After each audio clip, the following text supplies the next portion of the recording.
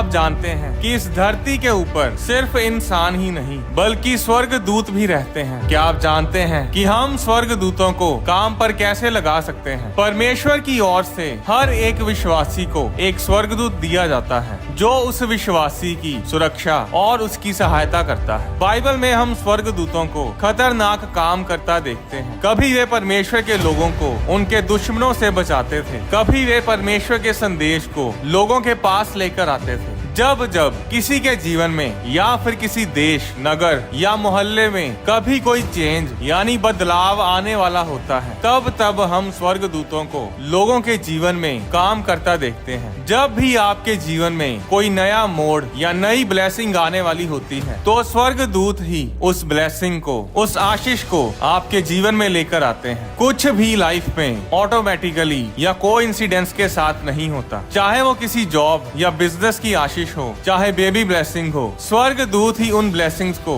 आपके जीवन में लेकर आते हैं। पर अब सवाल ये है कि स्वर्ग दूतों को भेजता कौन है? कौन स्वर्ग दूतों को काम पर लगाता है? क्या हम स्वर्ग दूतों को काम पर लगा सकते हैं? भजन संहिता अध्याय 34 उसकी 7 आयत में लिखा, यहोवा के डरवैयों के चारों ओर उसका दूत छावनी किए हुए उनको बचाता है। इसका मतलब है कि अगर आप परमेश्वर के डर में जीते हैं तो परमेश्वर के स्वर्ग दूत आपको हमेशा घेरे रहते हैं। यहोवा का डर मानने का मतलब ये नहीं कि यहोवा परमेश्वर से डर के मारे कांपना। परमेश्वर के डर का मतलब है कि परमेश्वर के वचन की इज्जत करना, परमेश्वर के वचनों के अनुसार अपने जीवन को व्यतीत करना। बाइबल बताती है कि जब इजराइलियों पर अशूरियों के राजा ने हमला करने की सोची थी, तो परमेश्वर के एक स्वर्गदूत ने 1,85,000 अशूरियों को एक ही रात में मार गिराया था। बाइबल में प्रकाशित वाक्य अध्याय 20 उसकी 2 आयत में लिखा है कि आने वाले समय में भी एक ही स्वर्गदूत होगा जो शैतान को पकड़ेगा और जंजीर के साथ बांधकर कैद कर देगा। पर क्या एक विश्वासी के लिए परमेश्वर ने